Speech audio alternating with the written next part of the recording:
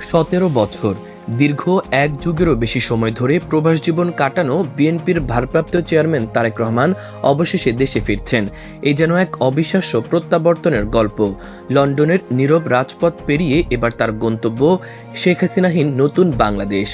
জুলাইয়ের শেষ সপ্তাহে হঠাৎই যদি শোনা যায় আগামীকাল দেশে ফিরছেন তারেক রহমান, তবে আশ্চর্য হবার কিছু থাকবে না। ঘোষণার আগেই ঢাকার রাজপথে জনস্রোত নেমে আসবে, এমনটাই বলছে দলীয় সূত্র। কেউ ডাকবে না, কেউ জানাবে না, তবু লাখো মানুষ ছুটে আসবে শুধু এক ঝলক তারেক রহমানকে দেখার জন্য। তার আগমন শুধু একটি প্রত্যাবর্তন নয়, বরং একটি নতুন রাজনৈতিক অধ্যায়ের সূচনা। এদিকে ঠিক তার আগমনের সময় 5 আগস্ট গণঅভ্যুত্থানের বর্ষপূর্তি ঘিরে বিশাল আয়োজনের প্রস্তুতি নিচ্ছে বিএনপি।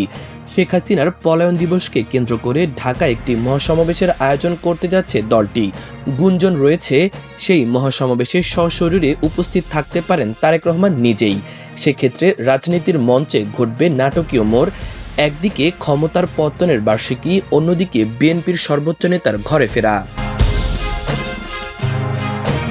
তারেক রহমানের সঙ্গে ফিরবেন তার স্ত্রী ডাক্তার জোবায়দা রহমান এবং একমাত্র কন্যা ব্যারিস্টার জাইমা রহমান। তারা লন্ডন থেকে সিলেট হয়ে ঢাকার হজরত শাহজালাল আন্তর্জাতিক বিমানবন্দরে অবতরণ করবেন বলে জানানো হয়েছে। স্বদেশ প্রত্যাবর্তনের প্রতিটি ধাপ অত্যন্ত পরিকল্পিত।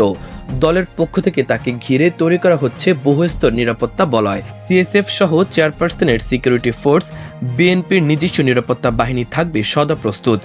এমনকি বিমানবন্দর থেকে গুলশানের 196 নম্বর ডুপ্লেক্স বাড়িটি তার জন্য প্রস্তুত রাখা হচ্ছে, যদিও এখানেই তিনি থাকবেন কিনা তা এখনও নিশ্চিত নয়।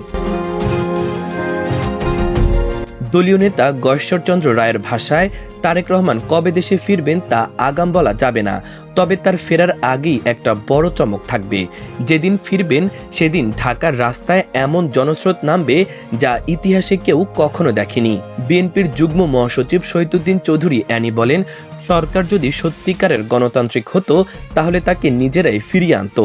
তবে এখন সব আইনি বাধা কেটে গেছে। তারেক রহমান এখন সম্পূর্ণ মুক্ত। তার ফেরা এখন শুধু সময়ের অপেক্ষা।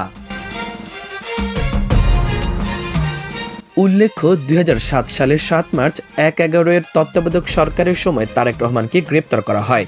2008 সালের 3 সেপ্টেম্বর জামিনে মুক্তি পেয়ে 11 সেপ্টেম্বর চিকিৎসার জন্য সপরিবারে লন্ডনে পাড়ি জমান তিনি। 2018 সালে খালেদা জিয়ার কারাবরণের পর থেকেই তিনি দলের ভারপ্রাপ্ত চেয়ারম্যানের দায়িত্ব পালন করে আসছেন।